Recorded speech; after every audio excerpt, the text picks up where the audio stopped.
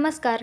रणरागिणी न्यूजमध्ये आपले स्वागत. खराडी बायपास ते शिरूर रोडवर जड वाहनांचा बेकायदेशीर वावर, नागरिक त्रस्त. दिवसा जड वाहनांना परवानगी नसतानाही खराडी बायपास ते शिरूर या मार्गावर दिवसभर मोठ्या प्रमाणात जड वाहनांची वर्दळ सुरू असल्याचे दिसून येत आहे. या रस्त्यावर अपघातांचे प्रमाण दिवसेंदिवस वाढत असताना जड वाहन चालकांना कोणतीही भीती नसल्याचे चित्र आहे. राजरोसपणे खडी, वाळू, सिमेंट आदी साहित्याची वाहतूक सुरू असून विशेषतः आठवड्याच्या सुरुवातीला म्हणजे सोमवारी शाळा, कॉलेज आणि कार्यालयांची गर्दी असल्याने मोठ्या प्रमाणात ट्रॅफिक जाम होतो.